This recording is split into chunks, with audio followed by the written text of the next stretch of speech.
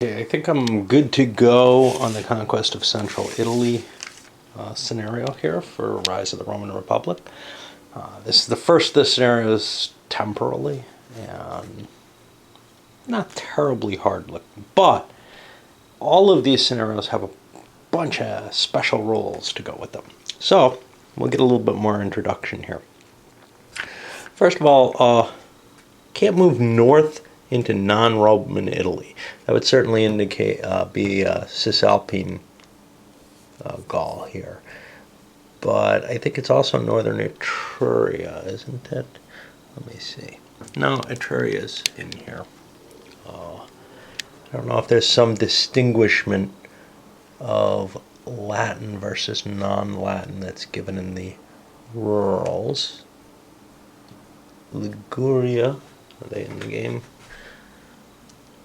They are not. So, well, see, I've got these, I don't know what they are. Liguria TR, which is, I think, supposed to be this. But what I have instead is these guys, the Tarentines.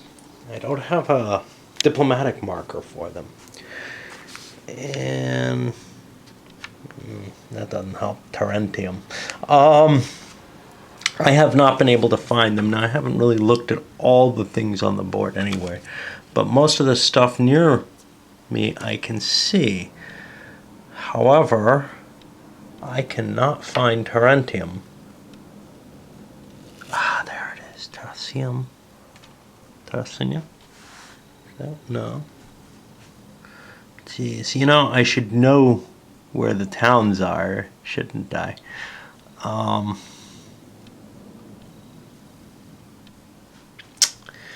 It's down here.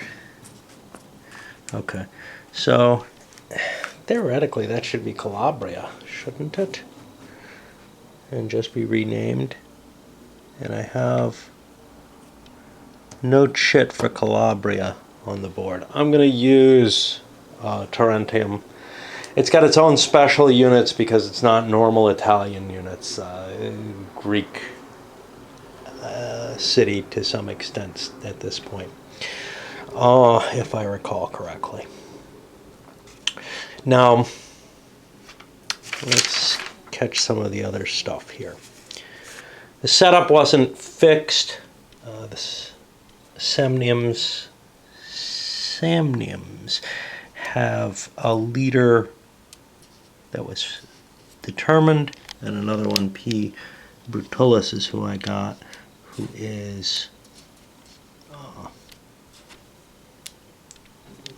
placed, who could have been placed with either of the other two armies. This is the smaller army, but it is active.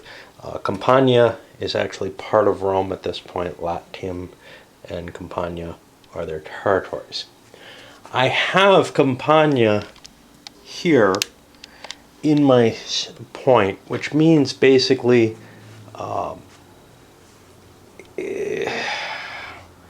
well, it means it's pro-Roman and I can move through it without a problem. I'm not sure the Samnites can move through it, and we'll see why that's the case, but they're already there, so I don't know if it has the same effect.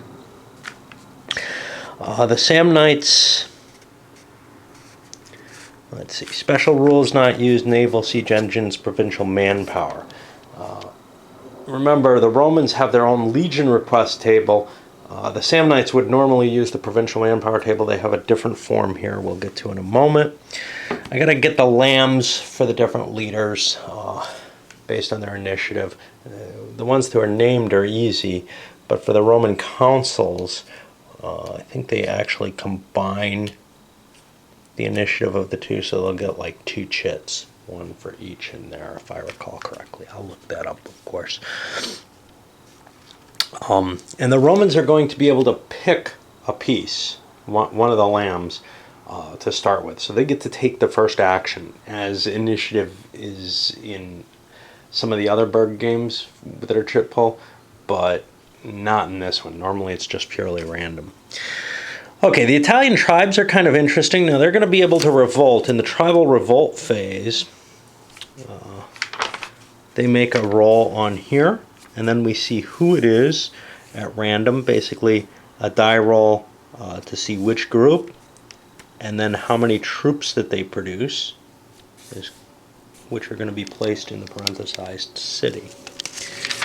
Alternatively, they can revolt through the augury events. In particular, the Gauls can come into the game that way.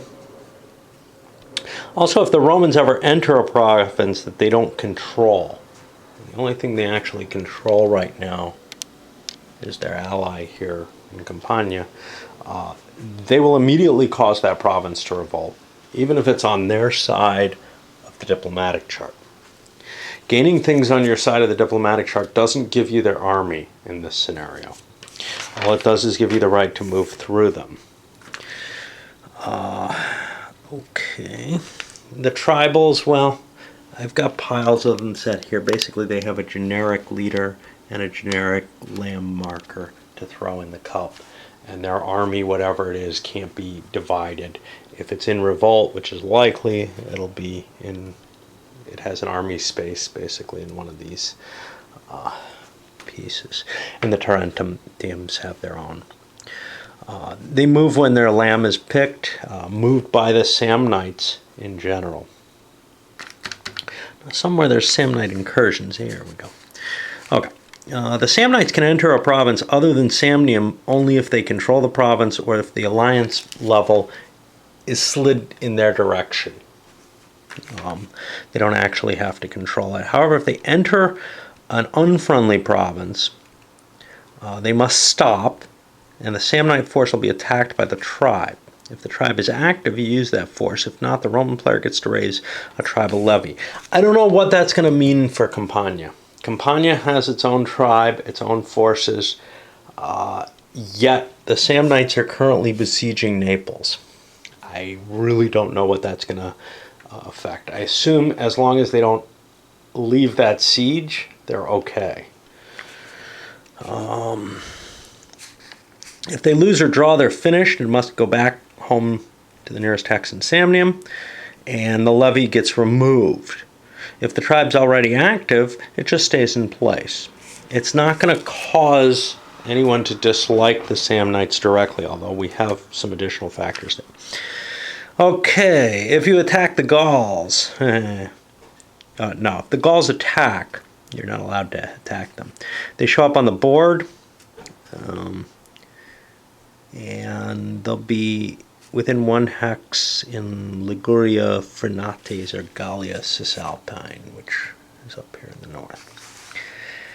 And they'll be controlled by the Samnites. They cannot be attacked in conjunction with Samnite or tribal. Oh, there's another thing. If tribals end up on the board, they can't work with the Samnites unless they're on the pro side of the chart. They'll be at least at neutral if they go into revolt. They're not going to like Rome at all.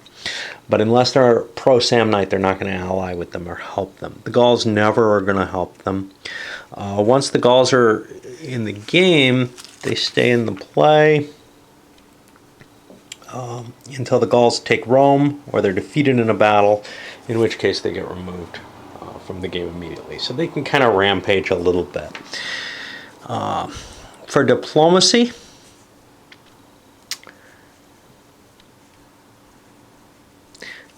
this is modified. Largely it looks the same. The only thing that's been removed is sieges. Sieging cities successfully doesn't give an immediate point. However, Roman retribution, which only happens if you sack the city, Rome will get 2 full boxes in that province that they sack the city in. And then they also get a roll, 50-50 chance of getting a box in their direction on the diplomacy chart for adjacent provinces to the city that they hit. The Samnites aren't particularly good at diplomacy. In addition to having bad ratings, they're also going to have to add 1 to their diplomacy roll, which makes a disaster more likely. Their manpower, they're allowed to make 1 manpower raising operation each turn to get additional troops. You roll a die on the Samnite manpower table, and you'll get a set of troops based on that. The weaker the Samnites are, the easier it is to get big piles of troops. Their leaders, they have two at play at any one time. During magistrate election, they're going to have to throw them back. However, they're allowed to keep one from the previous turn if they roll less than or equal to the campaign rating for that leader. Pontius starts on the board. He's probably their most decent. For the Roman legions are all regular legions, no allies. Oh, I screwed up. The legion SP size is 11 infantry and 2 cavalry. I have them at 9 and 1, which is their traditional for most of the scenarios. I'm going to have to modify that. Okay, Roman consuls do not have to be assigned to a province in particular, nor do they have to ask any kind of permission except to enter Rome. Papirius Cursor and Rulinius dislike each other, even if Papirius, as a dictator, picked Rulinius. They cannot occupy the same hex ever, so they can't combine. They can pass, but they can't combine armies. If one gets a triumph and the other is not involved in that battle, which is likely since they can't be in the same hex, on a 1 or a 0, the one that didn't get the triumph is able to prosecute the other one and get him executed. Roman magistrates cannot leave Rome and Italy, so the Romans can't go to Sicily, Sardinia, etc., nor can they chase the Gauls. They have a whole bunch of dictators during this period for some reason. So the rules for creating a dictator, and I didn't go over them in the general, but in this scenario, are if there's an army of 20 SPs or more facing them from a tribe other than the Samnites, if the consul, or if a consul takes any level of defeat, you can create a dictator, or if the 3 hex radius of Rome is in play, if an enemy is within 3 hexes of Rome. Occupation of Capua by a non-Roman unit also consists of an emergency situation, so if that falls. The Romans get the Roman benefit on the movement attrition chart. Well, I don't remember that. Must be a die roll here, or a modifier of some sort. Uh-oh. Well, I do not see that. Let's see if that's listed somewhere. When using, they gain the Roman benefit. I don't have a number of a rule to see what that is.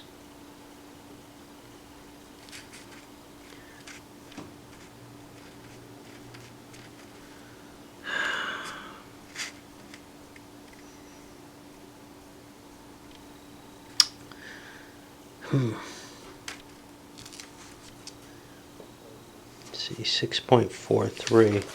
That's going to be, at least I got somewhere in the general range of the attrition.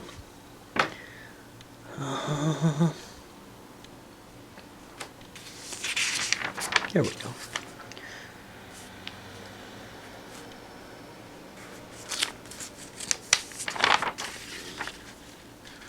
The lower attrition rates for Roman movement.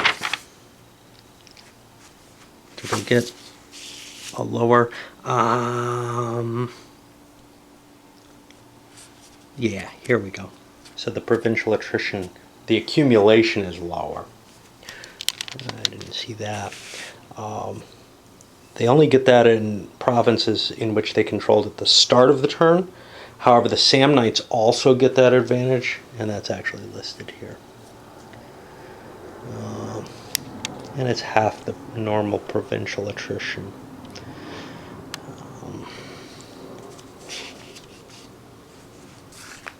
There are less roads. The Via Salaria exists.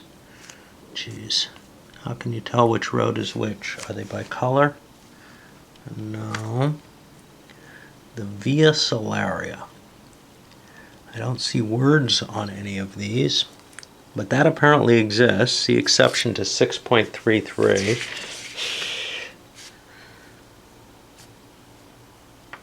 So level A should be around here. It's after 310 BC. Ah, but the roads are being built during this period. So remember, this scenario isn't actually the Second War.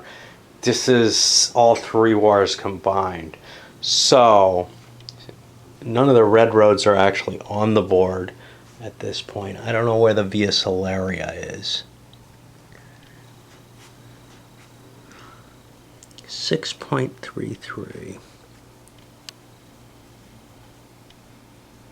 The old salt road from Rome to Cures, 3613. So this little road here. Nope, that's not it. 3613. I would guess a little chunk running into Sabinius. I don't know.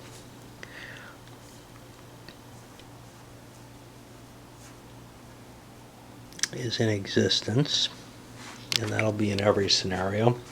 And then there's another rule here. The only road usable is the Via Appia, and then only from Rome to 3914.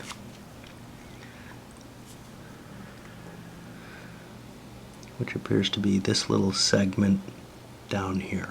So we got two little segments of road.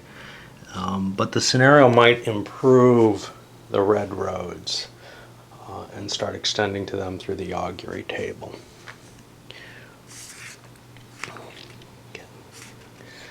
The Roman player wins if at the end of the game turn, I assume that's any game turn, he controls all cities in Samnium, and the alliance level of all other provinces is neutral or in favor of the Romans, and there's no active tribe in revolt on the map.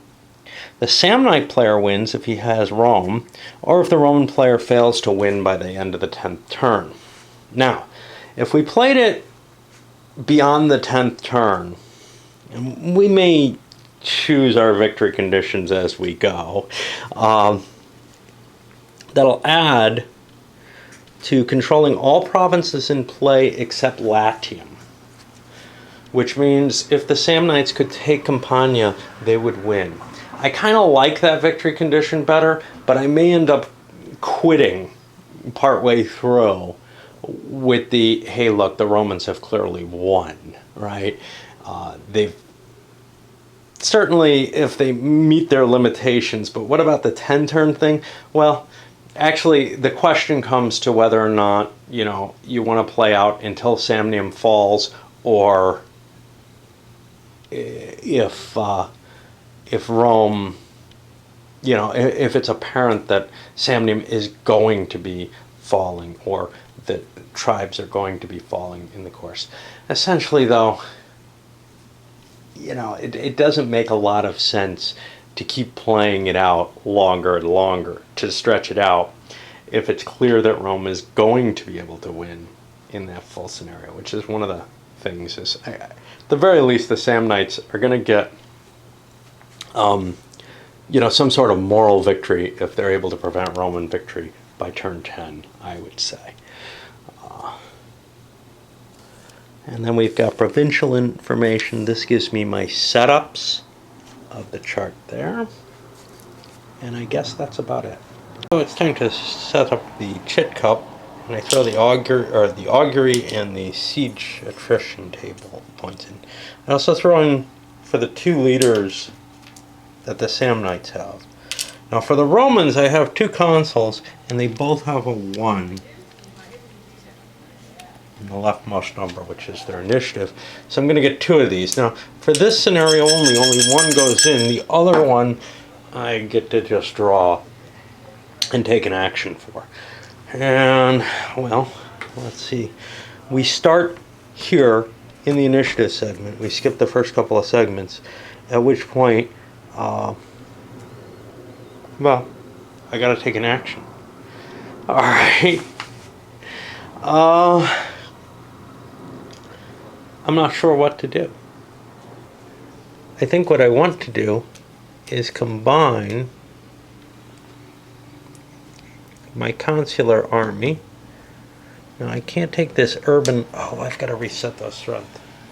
Let me do that first. Basically, I have two options. I could either attack by coming out of here with Albinius, or whatever his name is, or I can try to gather my troops and be able to hit. I don't feel like I have much safety in not gathering my troops. So I'm going to head down this way now. If I recall correctly, these two hexes are considered road. Now, the first thing I gotta do is I gotta pull my Urban Legion. That can't leave Rome. Or if it can, I may not want it to. I'll put another consular army in play there. And now, I move down here using road movement. That only costs me 1. Now, what the hell was my Roman special ability? Jeez.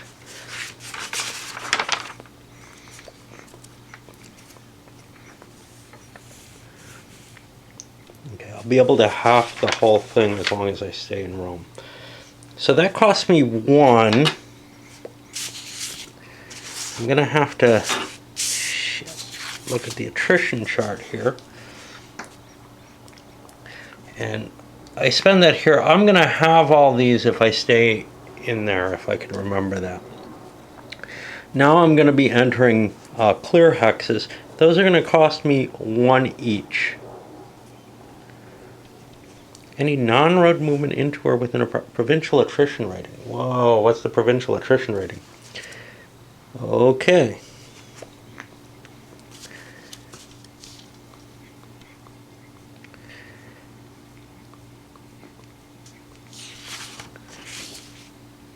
Any non-road, I don't know. I have to look that up. I looked it up here. I had to look in multiple places because the map description doesn't tell you this. It's that number, I didn't know what it does. So in Rome it's a 2. Now the way I read that, and maybe there's an example.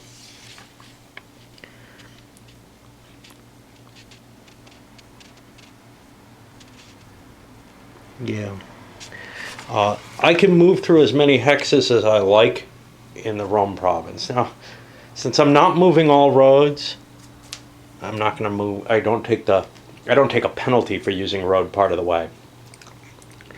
So that's going to just allow me to march down to here if I wish. And now I want to go into this town. Now that's going to be a rough terrain movement, which doesn't seem to have an additional cost as well. So I'm able to go in there for free. And now I have gathered 2 consular armies together. I've got essentially 1 consul. Now I get to roll for a continuation. And my leader's got a 5 strategic, which is pretty good. They're gonna find me. Luckily I have the die that came with the game here.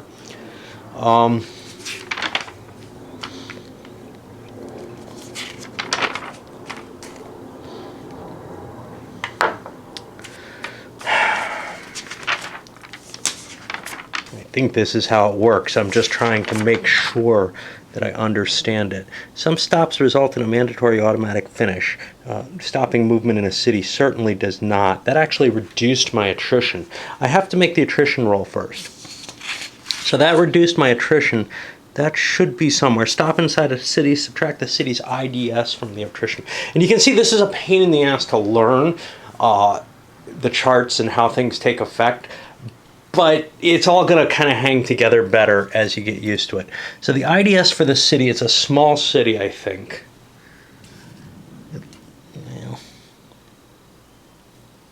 Yeah, it only has 3 little buildings. That seems to be this type.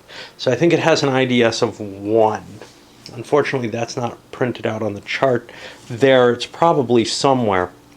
But that allows me to subtract 1. So I have a 1 attrition point.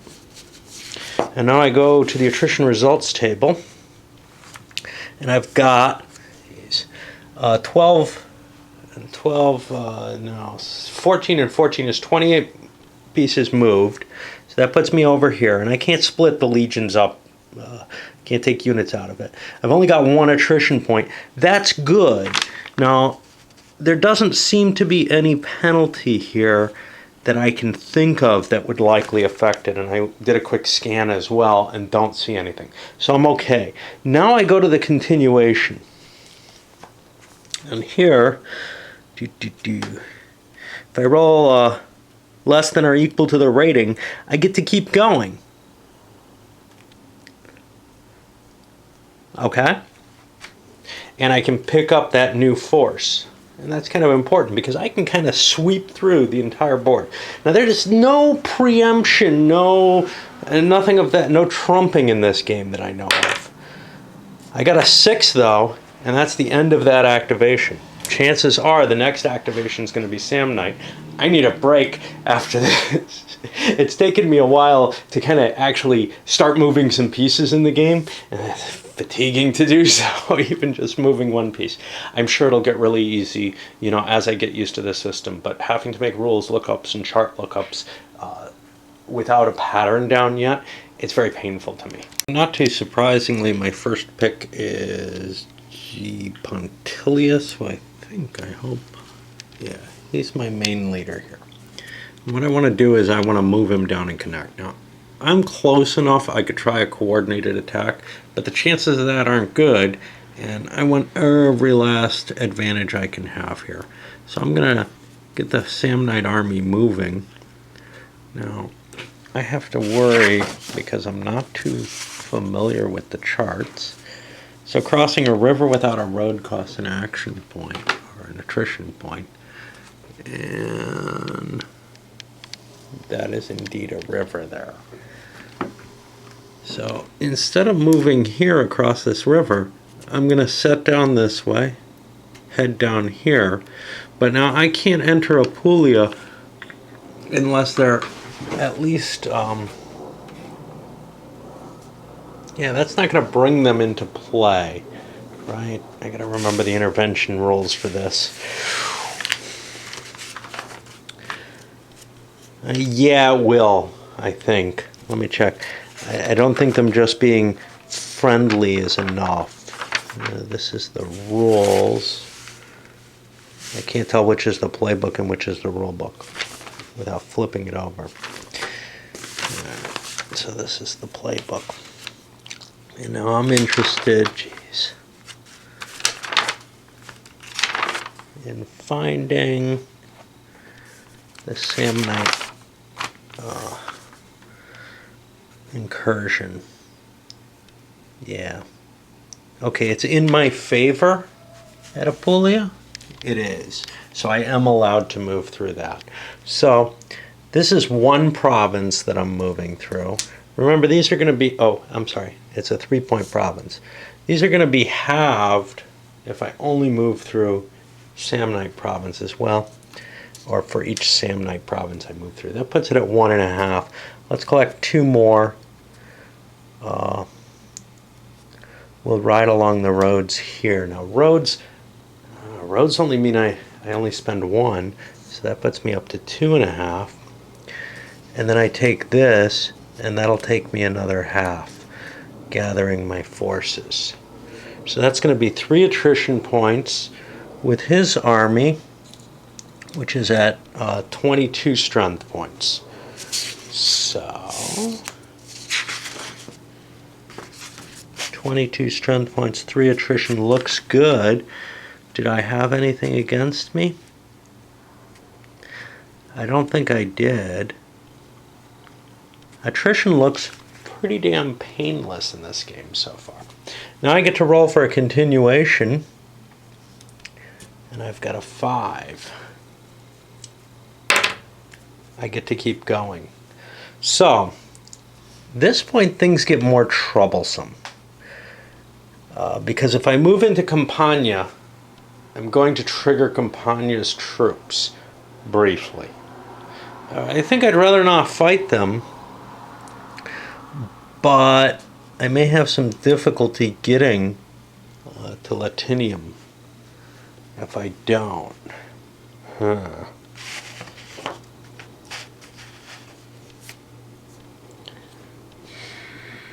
Let's see. First of all, I've got to look at my combat charts to see if that river is going to be a problem in battle. Yeah, it is if I get intercepted along it. So that's kind of a difficulty, is trying to get through here is going to be tricky. But okay, I'm going to move through Samnium with this big stack. And again, I can combine the armies. In fact, I don't really have to worry about the secondary leader. But, yeah, he doesn't have any secondary value for me. He's pretty damn pointless. I don't want to do any diplomacy or anything of that nature. So, we're crossing a river here. We're moving through Samnium, we're crossing a river. That sounds like 2, if I recall my attritions. We can move here, we can move here. Now we're going to try to cross the river into Latinium. Now, I have to stop here to go find the rules for interception across a river. It may make more sense for me to go right into the Roman hex. I don't think there's any advantage either way for me because of the cordoning of the river. I could, of course, go up in the mountains and try to go around this. That'll cost me more attrition, though. This is the whole Caudine Forks problem, right? I'm counting on the Roman leaders being too lousy to intercept me, but let me look at the rules and make sure I want to do this. Okay, so the way this is going to work out is that I am going to go to the same hex because they can just react automatically here. And then they get to do a same hex interception. And I wonder who's in command. It actually makes a difference here.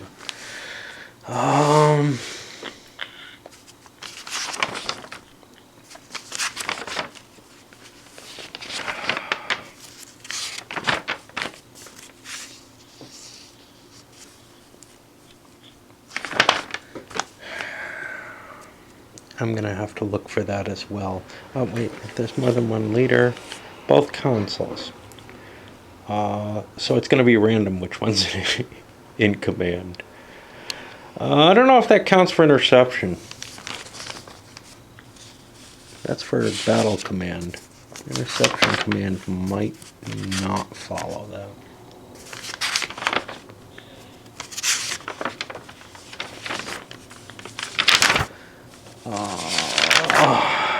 Sorry about this.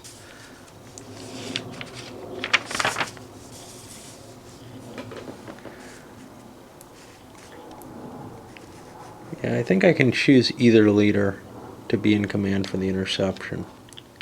So, I have a strategic rating of 5, which is not bad at all. I miss. That means I can launch my attack. Now these guys are not in the city. I didn't put them in.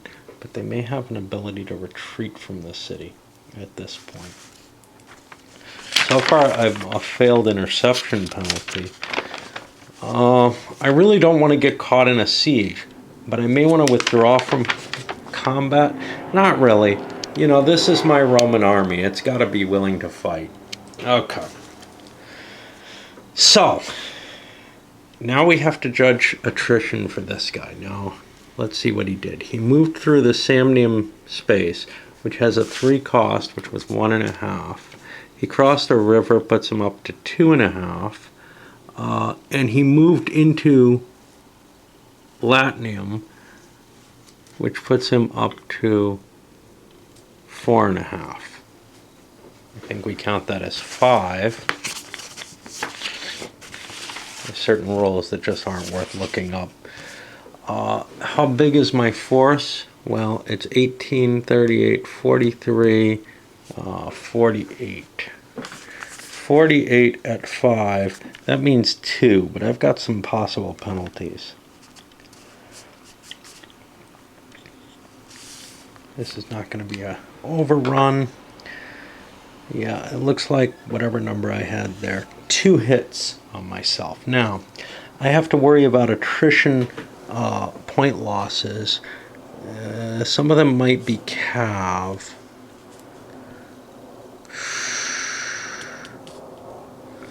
Every 7 has to be a cav. So I'm not going to lose a cav for this. I'll take 2 off my lousier leader. And put that here.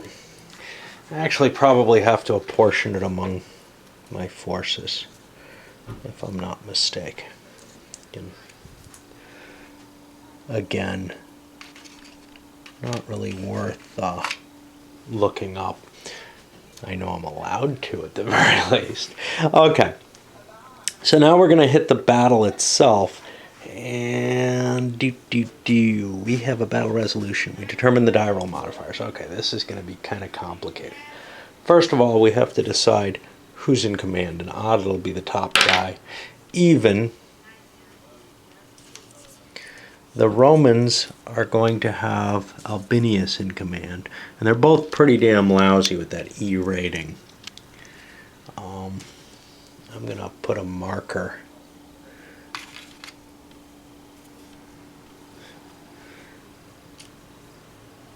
here just to indicate where the battle is.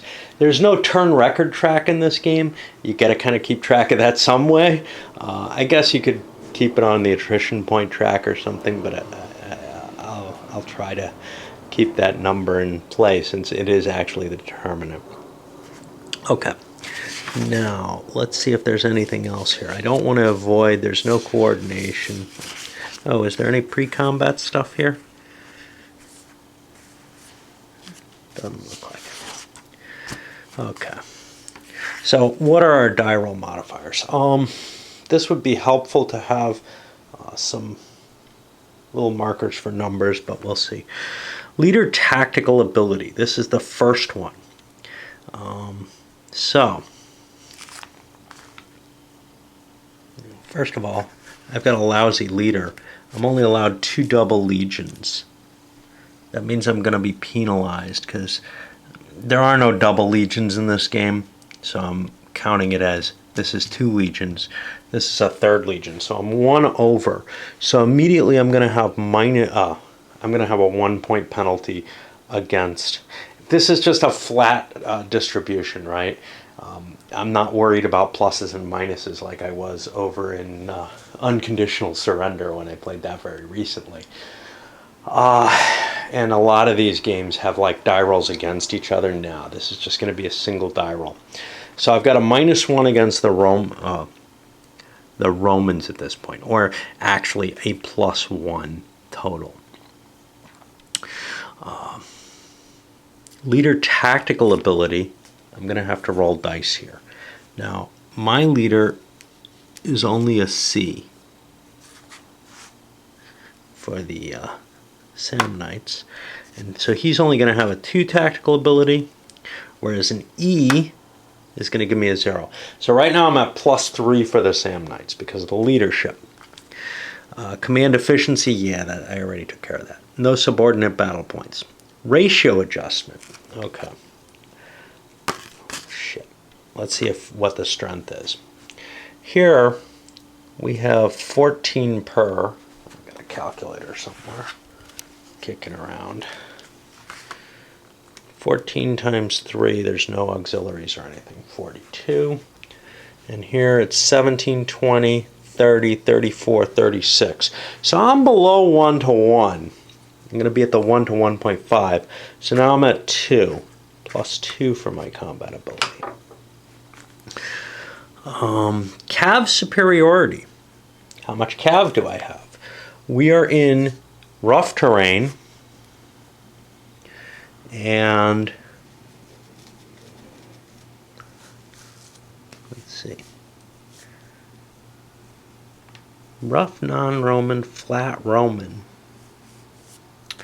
Okay, so I'm not going to be getting it if the Romans have the advantage in cav. Since there's only 5 cav here and 6 here, there's not going to be a modifier. And yes, there's lots and lots of modifiers, but you don't do a lot of combat in the game, I think. And here's the other thing. you start to internalize these, and yes, you'll miss some, but it's just painful the first time, I think. Roman discipline. Well, I have a veteran legion that's big enough, at least 6 infantry CP. So that gives another -1, so we're at +1. No elites, no status. Terrain. The attacker crossed a river to enter the battle hex. That's -3. So now I'm at 2 in favor of the Germans. That doesn't sound good at all. However, there was an avoidance or interception failure. That puts me at 0.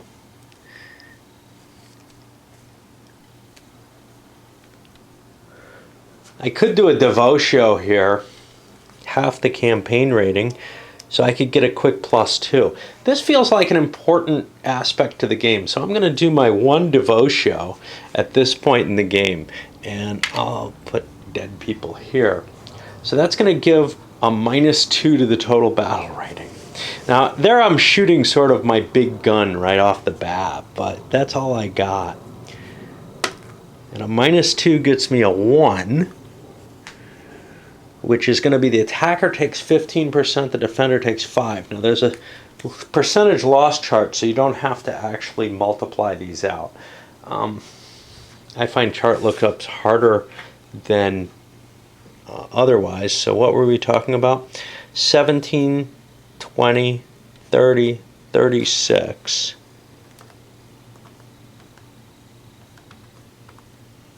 So 36 at 15. Let's see what they tell me. 30 would be 5, 6 hits, and that ends up just being rounding this up. So I've got 6 hits against them, and let's take a look at the Romans. We know that there's 42 of them. Let's make sure it's the same. 40 is 2. So that's only supposed to generate 2 losses. So I think I will have to use the percentage loss table instead of just multiplying the percentages. It's probably close either way. Okay, so how do I allocate those losses? There's all kinds of interesting stuff that happens here.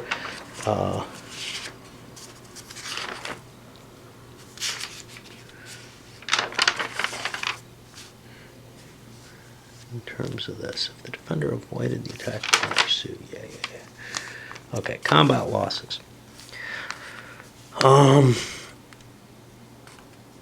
So it's going to be from each contingent to determine SPs.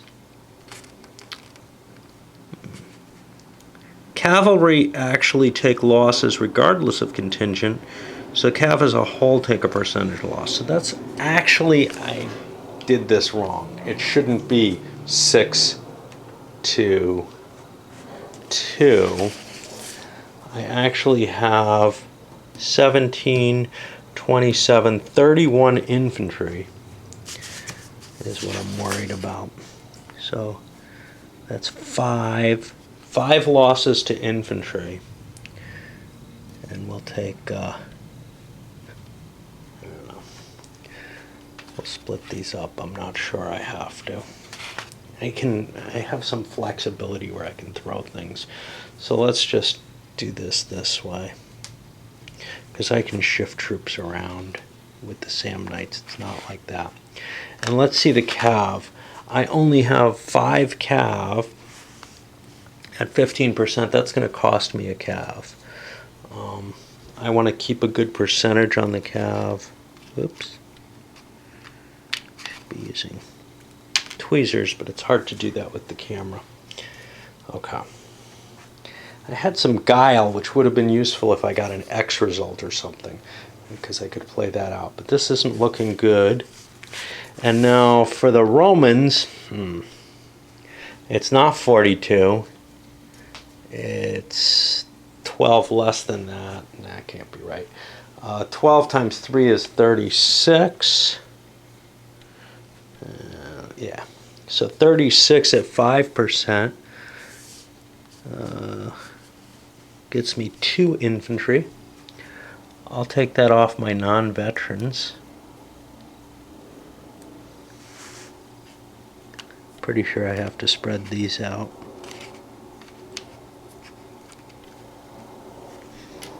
And again, a lot of counter flipping and such not here. And then my cav, I've got 6 cav at 5%. That's not going to cost me anything. So I don't lose extra units because of my different composition. Oh, I'm sorry. Yeah, well, that was fine. Yeah, I did that correctly. Now, you could trade cav losses for infantry.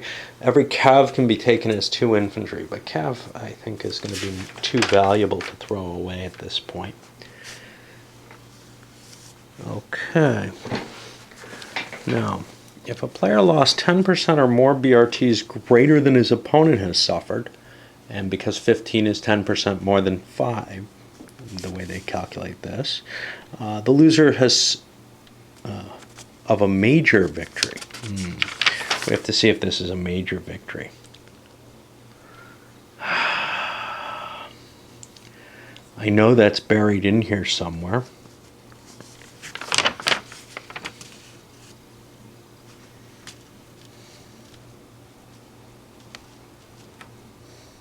He is the loser. See 8.5. Here we go. Okay. If the army defeated had at least 20 SP before the battle, yes. And it's lost at least twice as many, yes. It's going to be a major victory. That's going to affect political results too. So we're going to have to take care of that in a moment. But the loser must retreat up to 3 hexes. He may not leave through a hex side which his opponent entered, and he cannot be intercepted.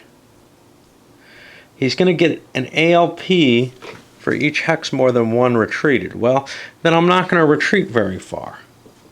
It doesn't seem to require that I retreat far. It just suggests it. So I'll fall back to here, and Rome's... Oh, I was out in the city, it looks like. Oh well. Let's say I wasn't. Actually, I was. Shit. Oh well. I'm not going to go back at this point. He shouldn't have been able to be attacked there. He should have actually been besiegeable, which would have just caused nothing but trouble. Anyway. No ALPs here. But he did cross a river non-road hex side on the retreat. That actually does produce an ALP. What is my point total now? 16, 18, 28, 30. 30 with 1 doesn't affect me. However,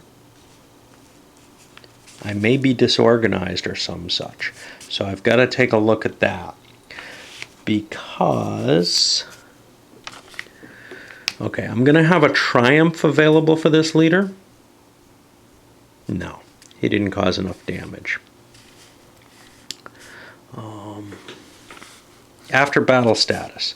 So the winner is going to be disrupted. I gotta find... There it is. The winner's disrupted. And the loser in a major battle is useless. That's going to be a problem.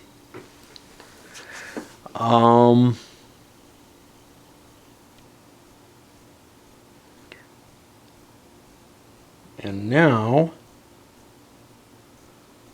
I think that's it. Is there something else? Leader loss checks. I didn't make them. So first die roll. It's going to be based on the mortality check. If I roll less than mortality, let's see if our great Roman consul here, his mortality is a 9, so he is not killed in this. And let's check these guys. Okay. The best one has a mortality of 9, and the other one has a mortality of 8. They're both okay. Shit. These can go away. Because there's nothing in those cities. Alright. There's one more thing at least I have to worry about, which is the political effects. Which I'm going to have to go here. And I want a major victory in Latium. Well, that's not going to help me. Neither is Samnium, but Campania would be shifted one in my favor. That's not going to help. Sabinus, because I'm in Latium itself. Sabinus, Umbria, no, not Umbria. Southern Eritrea. So Sabinus and Eritrea. Sabinum goes towards me. So I'm moving the tribals closer to me. I think that's it, but I do have some worries that I have to look up. I'll be back after a bit. One of the things I wanted to check was leader replacements. I can get a new leader here. When I pull a lamb for council, I could immediately replace my council. Alternatively, I could also use, the OCS can use his guile points to bring in replacements as a manpower operation, but that wouldn't make a lot of sense. I think I got one more thing to check here, which has to do with the finished status. I'm not sure. I think this guy's finished. And I don't know whether or not that means he gets his other chits out of the cup. I think I'm okay outside of the city. I think I am outside of the city at this point. The reason is because I succeeded in an I attempted an interception. Now, whether or not I could come out of the city and attempt an interception, I'm not sure right now. But if I did attempt an interception, if I could have gotten here, I'm clearly outside of the city for whatever purpose that matters. So finished isn't a real aspect here. So for example, this guy, he's got an F on here, which led me to think that stood for finished. That stands for activations completed. It's just a way of marking that you've used up all the activations you have in your cup. I don't know how that really works with consoles and such not. Essentially, at best, it's a mnemonic to let you know that, hey, this guy can't do anything more, when it's absolutely certain that he can't. I don't think it serves any real purpose. The chit cup, what's in there, serves enough of a purpose. All right, so that was one big battle. Now, what's in the cup still, there's only one console operation in there still, yet there are a couple of commands in there for the green units still. Actually, 3 of them total. And I'm going to have to withdraw and try to recover my army in that fashion rather than actually engage. I also have to try to recover the Roman army, I think, because, well, useless is pretty damn useless. But disrupted has disadvantages too, if I can only find them. I think they're not in the rules. I think they're over here in the chart, and only in the chart. Yeah. So, attacking would be at -3 while disrupted, etc. So, we're probably not going to see a lot more happening this campaign phase. The Samnites are going to be recovering their force, and the Romans are really just not with enough chits in the cup to be able to do anything significant. I probably don't want to attack this. I've also got the problem that I've got more army than I can command at this point, which may mean that I want to pull another leader, but if I pull one, it doesn't really help me because I'm going to have new consuls elected next turn, so I don't know. At the very least, I can pull the disrupted units into the city and recover them there. Somewhat surprisingly, you can intercept from inside a city. Not only that, but it's easier. You have a greater range, a 4-hex range instead of 3-hex range. Pretty potent, if you ask me.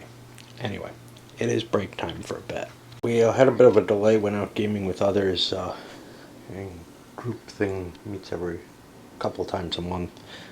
yesterday, and that so fatigued me I didn't get any in yesterday. And then today, I don't know, I decided I wasn't sure whether or not Naples is under siege here. It's listed as outside the city. Well, so I went to the version 1.1 of the playbook, and I gotta say, looking through that, you want to work with that, or a later version if there is one. You do not want to work with the original playbook. There's a lot of corrections in here, one of which I found immediately, which is that you have the urban praetor or whatever. I think that's what, yeah. Selected at random at the beginning of the game. And there's rules for the that improve and further detail a lot of special cases and fix some inconsistencies and problems in the original rulebook. I hate living rolls. This is a really bad issue of one. Look at all this blue. That's all paragraphs or sections that have been changed significantly, changed in this version. I think I could have more or less guessed my way through.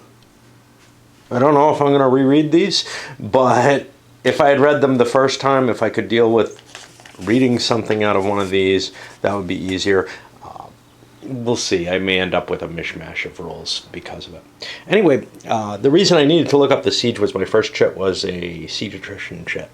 And that's not going to have any effect because nobody's besieging. So then I'll draw again. So now I came to an activation with Pontius here. Another one. And what I'm going to do is I'm going to reduce his level. He's actually... Oh, he's not in a city.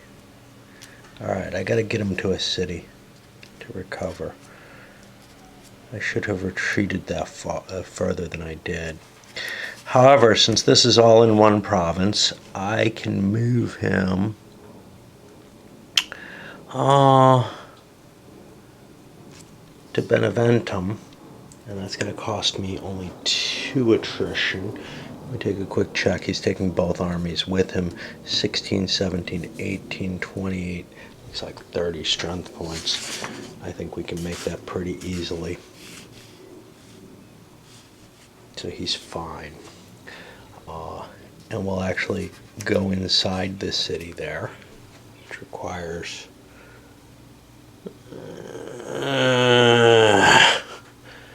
a marker that I don't remember where I put them. Oh, they're over here. Yeah. So these ones with numbers are in case you wanted to use that city control mat so that you don't have big stacks of troops in the city uncontrolled by anyone. I think that's really unlikely, but we'll see. At the worst, I can create little armies and use their markers for it. But I just don't think there's going to be that many cities that are uncontrolled. Now, there would be a possibility for the Romans to intercept this movement. Remember, I've got like a 3 hex or 4 hex interception range here. I probably couldn't have brought both consular armies out with one leader. Oh. Yeah, I could have. I had 2 leaders at that point. It's only now that I only have 1. So, I'm not sure if I'm prevented from interception. I have to look up the... Because a useless force would be cool to hit. So let's see. There doesn't seem to be anything listed there. I'm going to have to look it up under interception because I think I do want to try to hit him if I possibly can. So he's moving out of this hex into here. This is where I'd hit him. Let's see. It's certainly allowable. The advantage is I'll have a battle attack die roll modifier of -3, but the battle defense die roll modifier for useless is +5. So I'll get a 2-point bonus there. I've already been kind of winning the battles. So... if I cut through here, I look at my interception, and I'll be intercepting at range 2. Theoretically, I should have paused the movement there, but we don't think very carefully. So that's going to be +2 to the hex.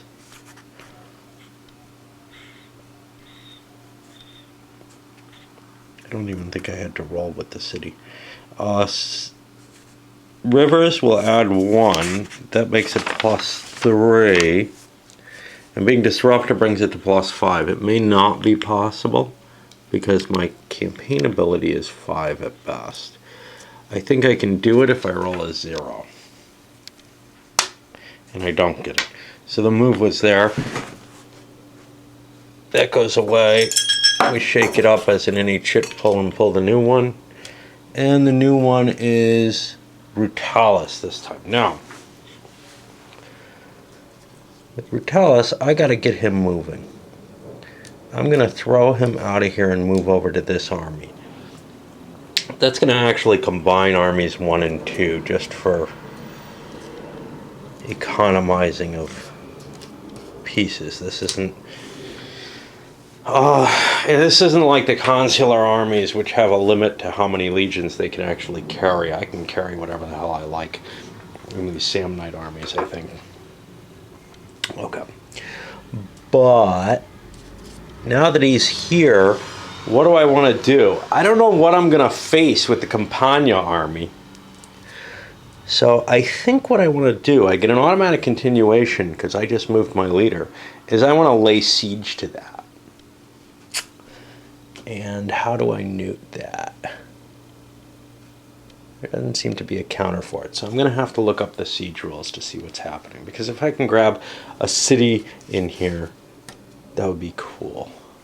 So it's unfortunate that the game doesn't come with counters to mark sieges. What I'm using is I'm using the counters from my old original Alexander game that I picked up. Easier than pulling out Wellington's Victory, because these are all nicely sorted in these boxes. Are these the famous? I don't know what these are. I know there's these famous piano boxes or plano boxes or something, and I got no idea what that is. This looks like something you can keep a small amount of flies in. Beads, whatever. Anyway, the number here is the intrinsic defense, or it's the siege defense strength. So the city has an intrinsic defense strength. It's a medium city. You can see that by the thing, and I have to worry about that because this city over here, and I will probably forget as soon as it's important, is a medium city, and there's again no counter to represent that. I could dig something out of some other game to use for that as well. Maybe I've got something in that pile if I've got that open and using it anyway. For this game, those have an intrinsic defense strength of 3. Since there's no garrison there, normally you'd multiply intrinsic defense strength by the garrison size. There's no garrison, so it defaults to the intrinsic defense strength instead of being a 0. So that's my value for under siege. I made a roll for continuation and I failed, so I'm not going to be allowed to do anything else like an assault or something. I just set up the siege. And that means it's time to pick another counter. And maybe we'll get a siege attrition this time. Now we get a Rome Council marker. I want to move one of the 2 consular armies. They're both disrupted, so I ought to get another disrupted marker here. Into this city.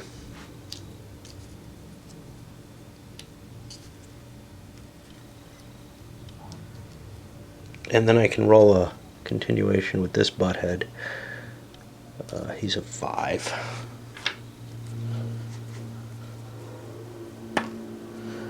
And he gets it. So I'm going to rally his disruption. There's not going to be any penalties for that.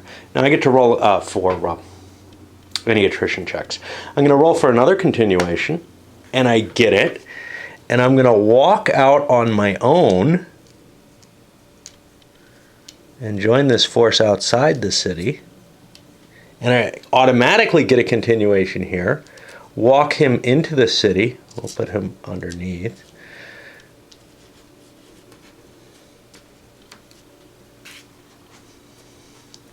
Roll for a continuation after that. and I rally him, I can't exchange forces. I want to be with Army 1 if I can. I'll roll for another continuation. Yeah, they just keep going. All right, now I'm going to move him. I don't want to do this on camera because I have to think a little bit. Do I want to try to siege this big Samnium army that's useless? Or do I want to take this as a chance to attack Campania? I think I'm going to attack Campania. I don't want to resolve everything on camera. We're using up a lot of video on on an already very long first turn. And I'm not going to split it because I'm getting close to the end. So he's going to march out and attack. Screwed up there. I thought this was getting a little ridiculous, and I wanted to make sure. You have to spend the entire campaign phase in the city for it to count. So I was able to move the people into Rome. I have 2 of these counters. Did I already move in? I was able to move people into Rome, both armies. I'm not able to undisrupt them.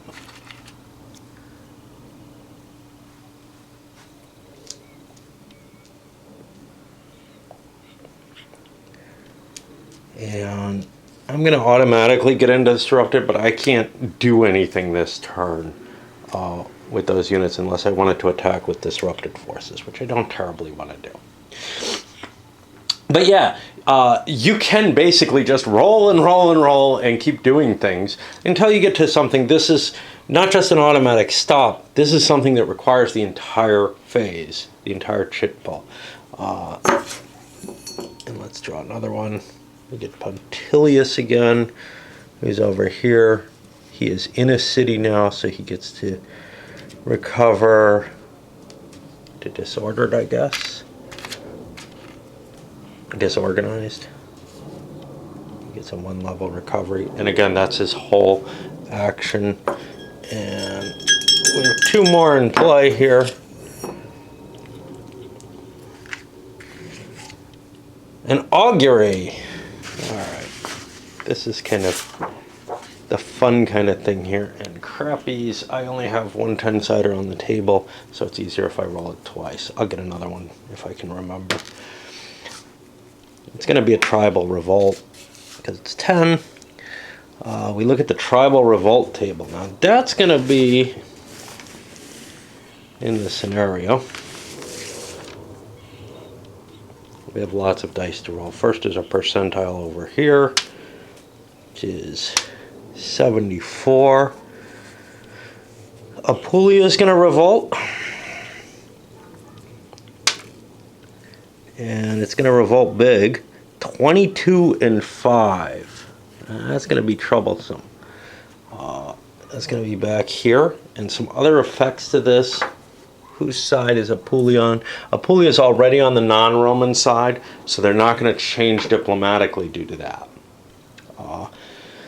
If I could get them allied, well, actually, I'm allowed to join with them because they're actually on my side of the board. If I could get them all the way to allied, that might be cool, because then it makes it harder for the Romans to sway them out of my control, but we're not really worried about that. So I'm going to have to build a stack of Apulians somewhere, preferably somewhere where it's going to be useful, probably up here, in order to... and then that huge army, 22 infantry and a 5 cav. And those are all going to be Italians. There's no real differentiation between Samnites and Italians. And even Roman legionaries, although the Romans have bonuses as a legionary army. It's just strength points. Elite units are a little different and such not. But there's really... not a lot of differentiation between the types of units. So one problem with the tribals is they're represented by this leader. Now, I could just throw the tribal units on the board in a stack, and that wouldn't be too terrible. I mean, it's not like having the Romans in a stack, which is going to really be kind of problematic because I have to differentiate them. I feel like I could get away with this with the tribals. But the problem is there's these tribe 1, tribe 2, tribe 3 boxes. There's no marker which corresponds to them. There's, at least not that I know of. Maybe I've got a bag that's not open that has them. but unlike the Samnite armies, for example, I don't have a chit that I can use and say, hey, there's the Apulian tribe, right? Or tribe 1 or anything. So if I had something that said Apulia on it, I could put it here. If I had something that said tribe 1, I could put it under him. Either one would work. Neither one is in existence, and obviously I could make my own counters or whatever. Then there's the question of what to do with a lamb. Now, I may have screwed up at the beginning of the game. Wouldn't shock me. Let's see, we got a sequence of play somewhere. I'm pretty sure. I'm not seeing it. Got this pre-combat resolution sequence, but I don't seem to have an actual sequence of play. So I got to find that then in... I think this is the playbook or specific rules or whatever. I'm going to find it in the rule book where these rules are not well organized.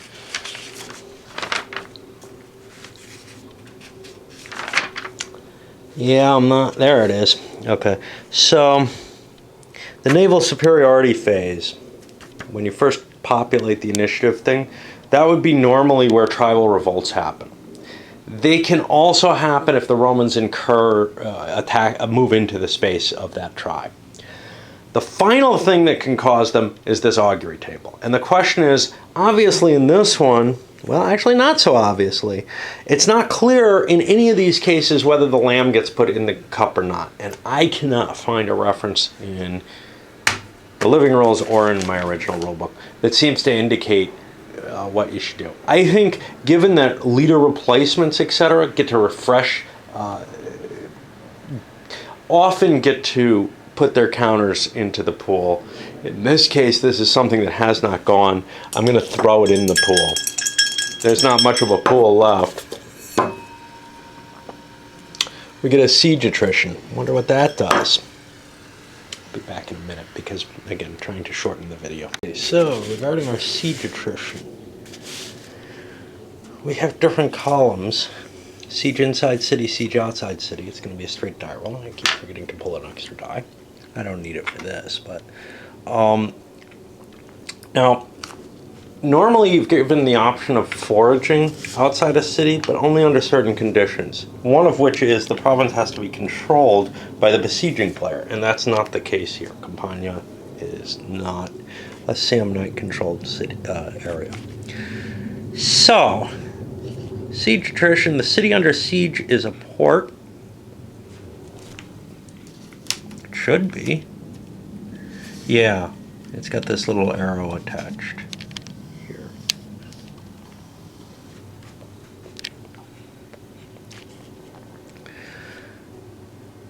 So that's going to be based on the naval strength for the zone. Well, that's not going to affect.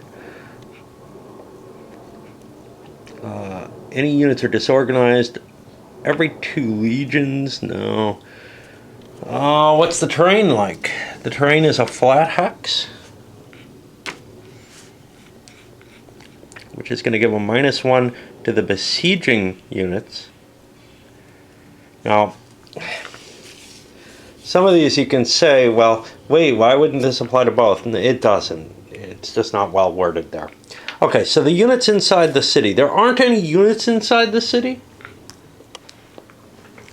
However, this attacks the siege strength, the SDS, siege defense strength, I believe. First, it hits any infantry inside there. If there are no infantry, it starts eating up IDS points. So it effectively kills the SDS, but it kills the units inside along with that.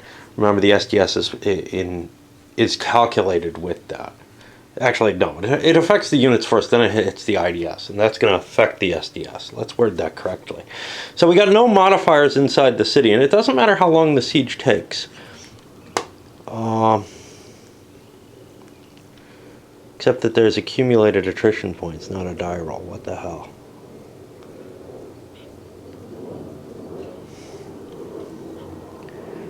It's supposed to be a die roll.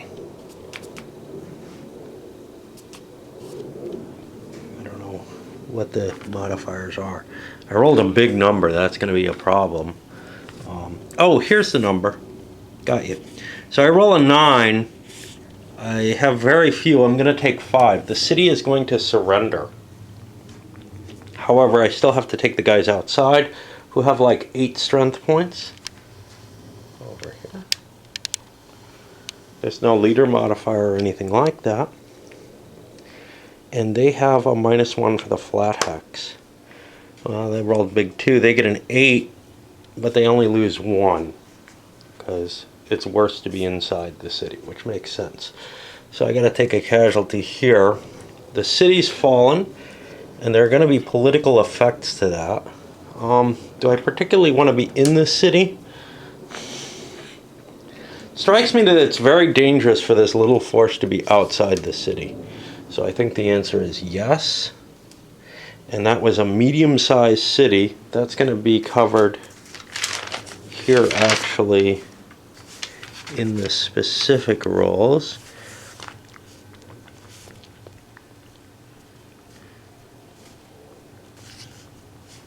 Okay.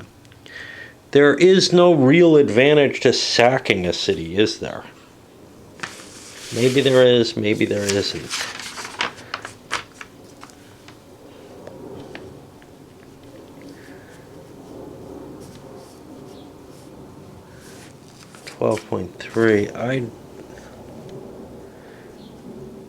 Yeah.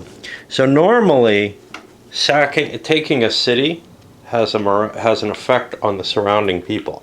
Here it doesn't, because these tribes are mainly not considered terribly urban. This is an early era, whatever. So I see no reason to sack the city.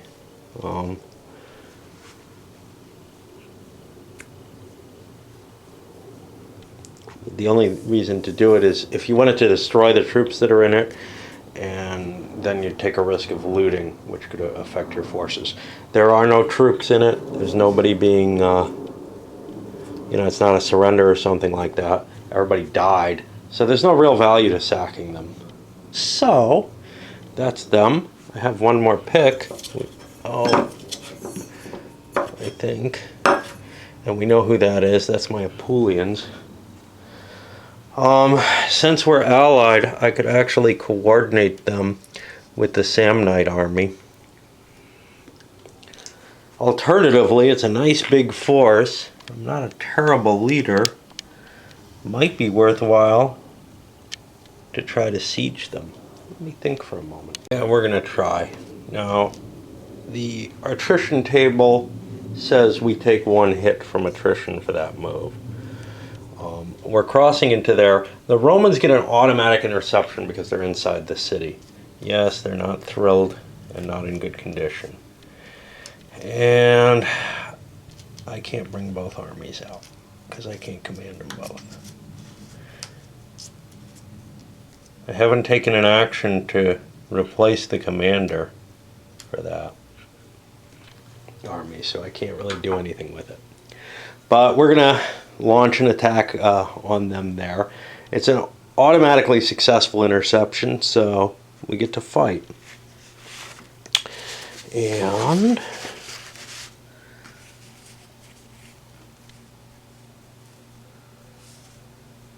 there's not going to be any coordination there. I'd have the opportunity to try to coordinate with these disorganized troops. I don't want to do that. Now, if the Romans win this battle, the Apulian army dissolves, and they go back into being peaceful, and I don't have to worry about them anymore. There's sort of this random popping up of these tribes, and since they're part of the victory conditions, I know that Rocking Horse Dreams, Jason came up with, wow, this situation where this really sucks. I had on the last turn of the game, essentially, the tribes revolted, and he was in a position where they were able to hide in a city. It was towards the end of the picks, and there was just no chance or no easy. It was unlikely that the Romans were going to take this city, so they kind of lost on a luck roll. But the thing is, if you can move quickly enough and take the Samnites out before turn 10 and stomp any tribes that happen to have appeared, you've got the game under control, I think, if I recall the victory conditions correctly. So, that was just a particularly pathological situation where, hey, you didn't do it quite in time, but you got the Samnites knocked out. How much more do you need? Okay. Let me resolve the battle off camera. I may do one more in detail later, but I don't want to waste too much of this. Right, so the net effects of this battle is both sides took, and by the way, if a disrupted army, you don't need to use the counter. If you've got an army there, you can flip it over. There's a disrupted side. Both sides got disorganized. They took 15% losses, approximately equivalent. Neither side has to retreat. They're both sitting outside the city now. Now this starts to get kind of complicated in terms of stacking. Bigger hexes would be nicer. The map is so small in this game, it would almost make sense to blow it up maybe 50% or so.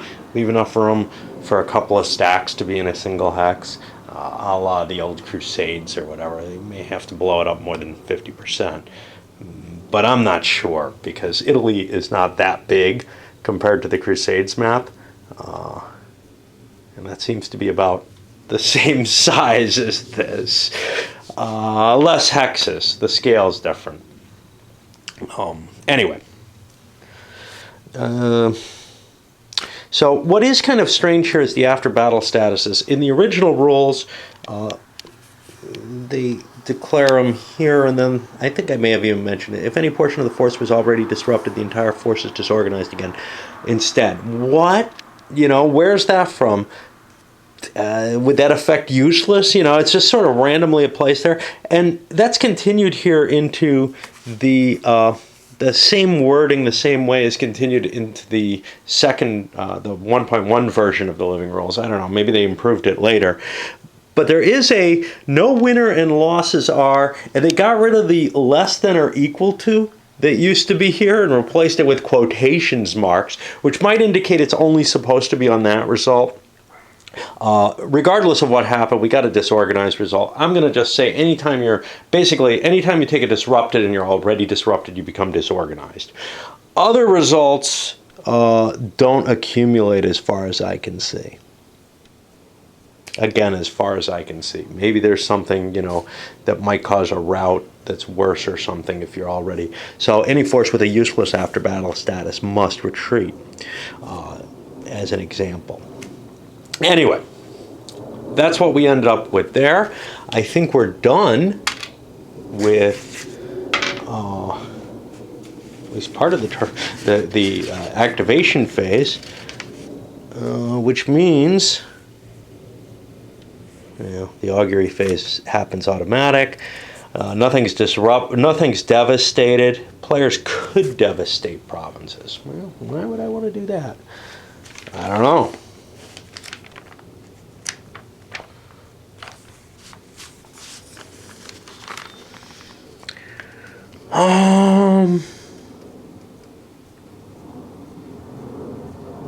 You need 25 or more troops in the province.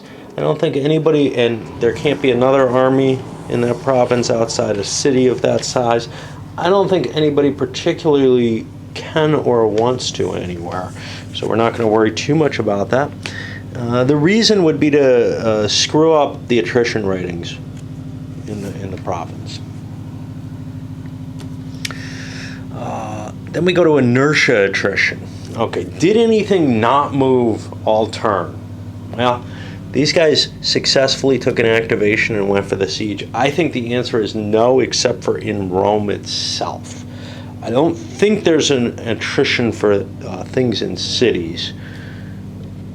But let's see, 6.46. I'll probably have to look in the Living Rules for this as well, if it sounds stupid.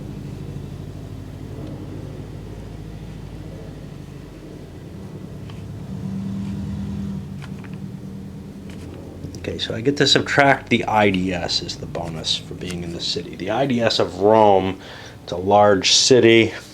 Well, unfortunately, that information's not provided here. Maybe it's provided on the attrition table.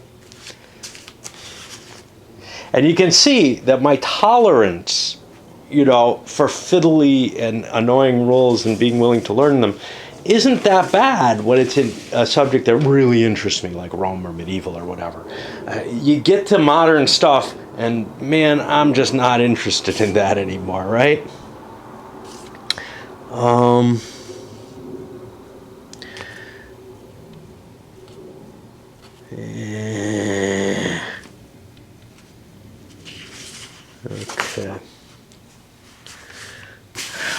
All right.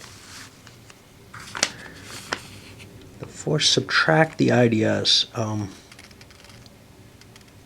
use the provincial rating as the attrition point total. I think you subtract the IDS from that total. So the provincial rating doubled if what? Doubled if devastated. Okay, so the provincial rating here is only 2. I have fairly small amounts of force there. I don't know, it's in the 11 to 25, and you're going to see it's not going to cause a problem. Okay. And it really helps when games give you the sequence of play somewhere. Legion training. I can finish training of legions. I didn't build any new ones, so I don't get to do, I didn't have any that were under training, so I think that's fine. Battle after effect status. These all go down 1. But you can see the armies are not going to be, I can get rid of disrupteds in some cases. This guy has to keep his because he has no army marker, unless on the other side, nah, he's got finished. Over here I can just get rid of the disorganized. And this guy actually recovers completely.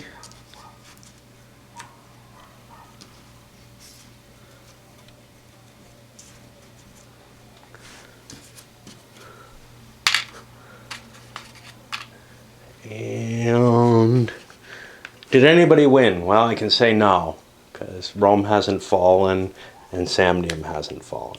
This was not a defeat for the natives, so they get to stay on the board, and that is the end of turn 1. Now, I don't have a turn record track, so I can't mark that. Maybe I'll find something. I found a die, and we'll send this one up.